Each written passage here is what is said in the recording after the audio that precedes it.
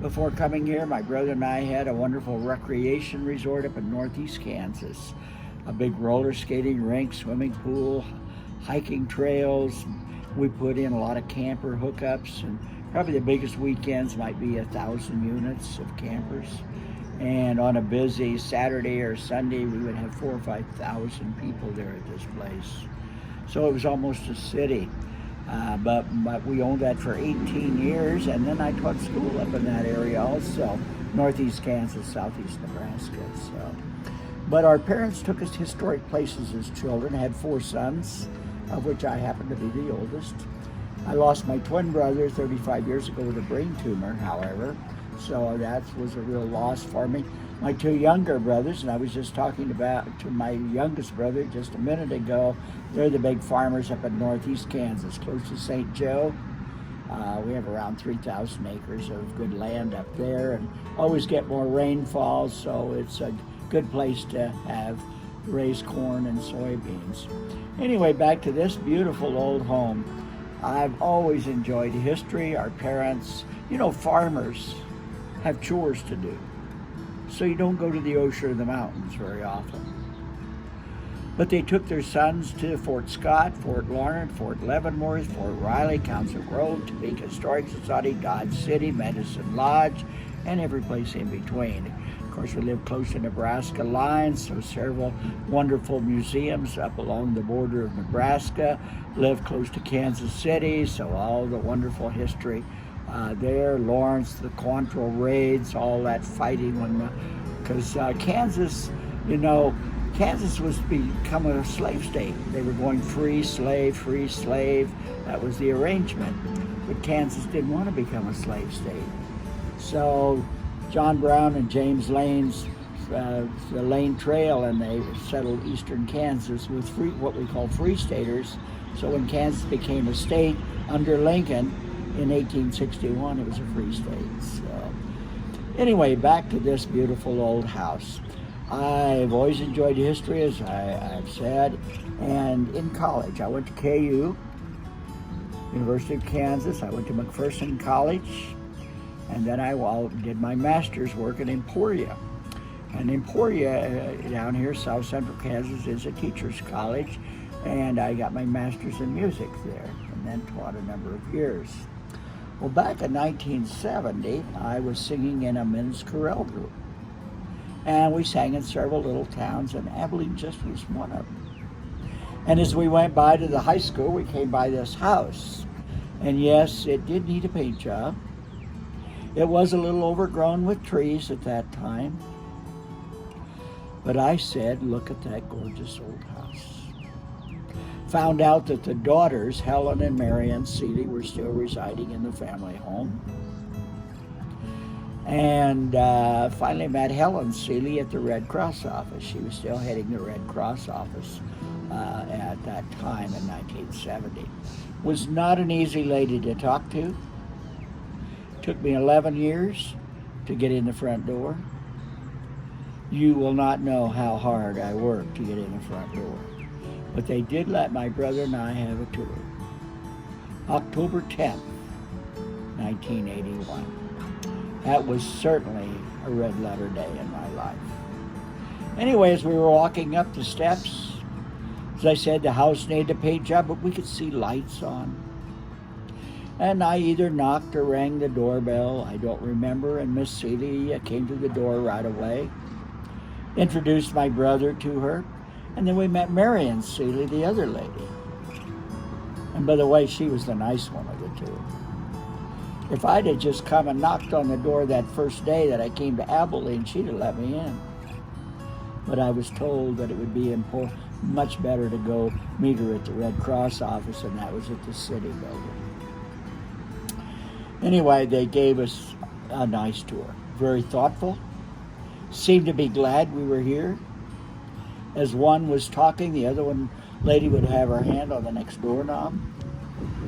We saw all 25 rooms that you're going to see even today on your tour. 11 bedrooms, ballroom, bowling alley.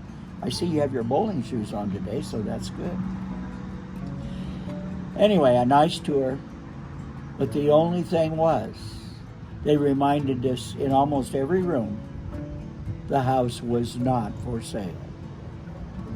Do not be getting any ideas. Is that understood? Get around that one. You know, we always have to be thankful for the good parents we had. They all did their best, too, to raise their children. Some were obviously better than others. Depends on their backgrounds. But our parents taught their children to say thank you. And I think compliments are everything. In that 11 years, I made several trips to Abilene to visit with Miss Seelye. And I had noticed she had this brown dress on more than once. It was a three-piece suit, looked nice on her. Sagged a little on her body, which meant she probably weighed a little more when that dress was really new. But I said, Miss Seelye, I've noticed this dress before, and it looks especially nice on you. I saw a smile on her lips. And she said, you know, it's one of my favorite dresses. The next year, I purchased a home from her with all of the contents intact. That was so special. But I still had the recreation resort up in Northeast Kansas and wasn't sure when I could actually move here. So I made it mandatory the little ladies would stay to be my honorary grandmas. And remember, they were 85 and 86 years old. They had to think about it. Remember, they had lived here all those years. Marrying a concert pianist, Helen the head chemist, both going to KU, University of Kansas, for their college work. Anyway, they did stay, and I had them another 5 and 10 years till their death. Can you imagine buying a home with all the original contents from the World's Fair of 1904, which was in St. Louis 120 years ago, and then to have them stay to tell me about it? Remember, they were 8 and 9 years old 120 years ago, old enough to really remember all the excitement. In fact, as they talked about riding the Ferris wheel, ice cream cones, peanut butter, hot dogs, hamburgers, you thought they were there yesterday, but it was 80-some years earlier in their lives. So anyway, that's a little how I happened to be in Abilene, Kansas. I went on to do other projects also. So it's an honor to have you today. By the way, I have been to the House on the Rock 2 or 3 times. Have you ever been to the House on the Rock? About 50 miles west of Madison. Ever been there? No? And have been honored several times. And a number of years ago, we were on Christmas Castles of America.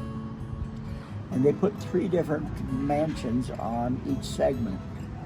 And one of them in our segment was the Pabst Mansion in Milwaukee. You ever been to the Pabst Mansion in Milwaukee? Well, I have never been there, but I've seen pictures, obviously, but they were on with us. And anyway, it was that next summer, that next spring, that I was just starting a tour, and about a dozen people were walking down as you're going to walk down the sidewalk to come up on the front porch. Good morning. Good morning. We're doing a little interview here. I can tell.